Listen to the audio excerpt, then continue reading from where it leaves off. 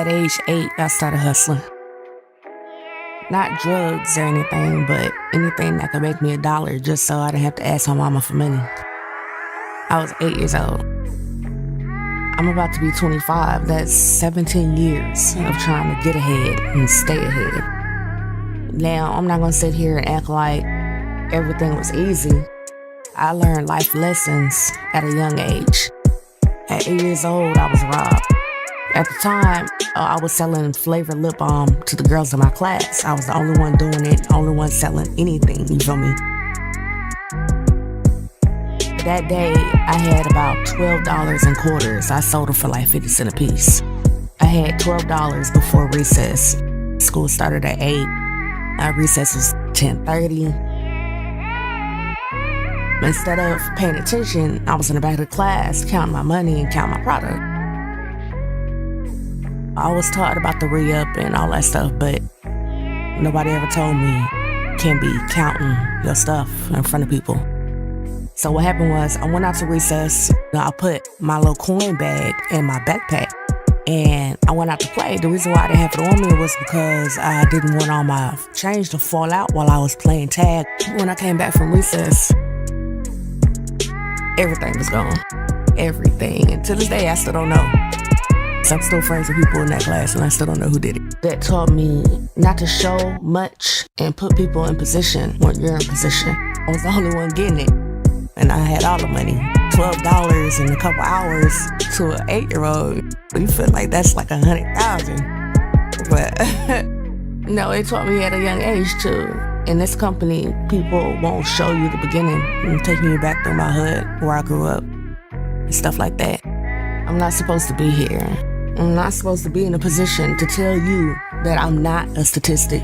Statistically, I'm supposed to be dead in jail, on drugs, no education, or have kids that don't have a father. Every year since 2011, I've woken up with my stomach in knots, eyes watery, sore, no appetite. Why? Because I got the news that one of my friends back home has been killed. We came from the same place, walked the same streets.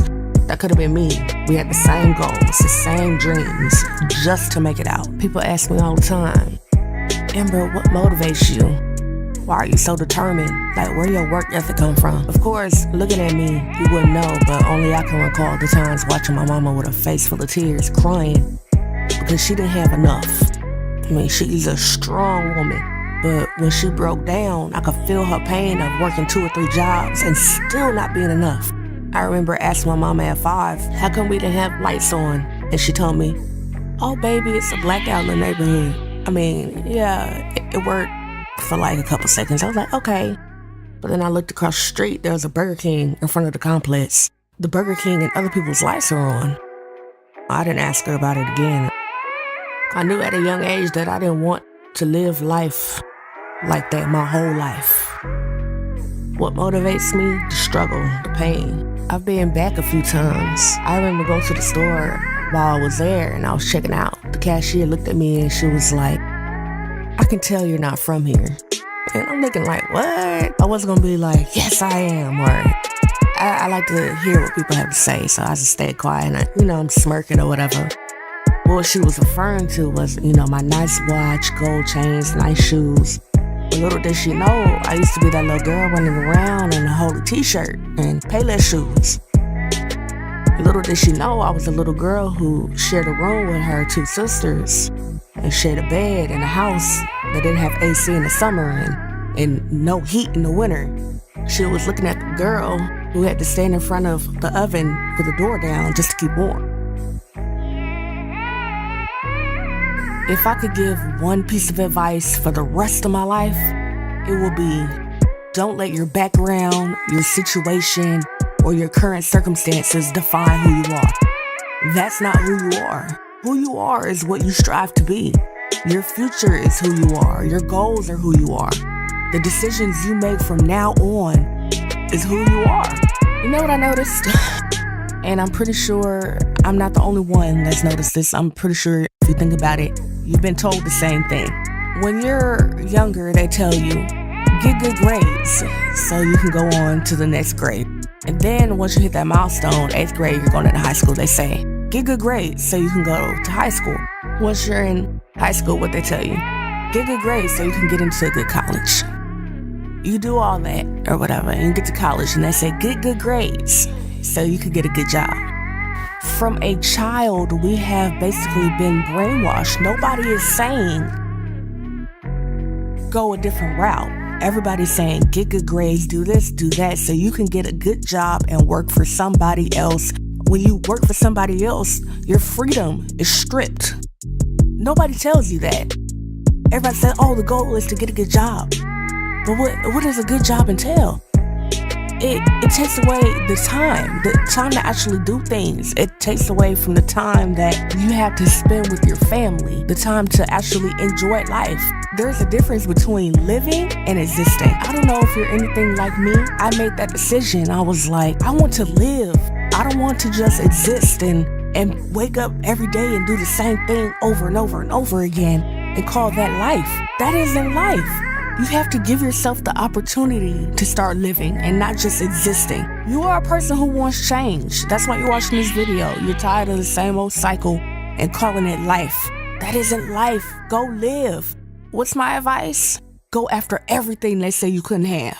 What do you like to do? You could do that all the time, you know what I'm saying, if you had the time to do it. I'll tell you what I like to do. I love to travel. I love going different places, seeing different things, trying different food, and having fun. When I started this journey, people thought I was crazy. It was baffling to me because I was getting paid to refer people to a service that they needed. Now, I'm the person everybody looks at and, bank tellers, they look confused when they look at me and then they look at my account. I remember walking into the bank one day to make a deposit, and the teller asked me what I was saving for. Like I actually had to have something to save for in order to have money. You know, she looked confused, and I told her nothing. I just collect money. Started laughing. I played too much. I said all of that to say this. The world is yours. There's probably someone in your life right now doubting you, but if you listen to what they have to say, you'll end up just like them. Chase your dreams. You deserve more than what's in front of you. When I started my journey 6 years ago, it was never just about me. It was about helping people, showing people there's more than one way to be successful. The goal was to help my people, not just black people, but people in general, people who weren't born into money, people who have made the conscious decision to do better and want more and stand up against what they have to say is the only way to be successful. You can work for yourself. You can be your own boss, and you don't need degrees to do it. And this is coming from a person who has degrees. I don't care who you are, how old you are. Your time is now. I don't care what anyone says. Wealth is power, and in a few years, there will be no middle class. It's either you will have money or you won't have money. I'm telling you, this is like a revolutionary thing for people who want to change their life if you're willing to stay focused and work for what's yours.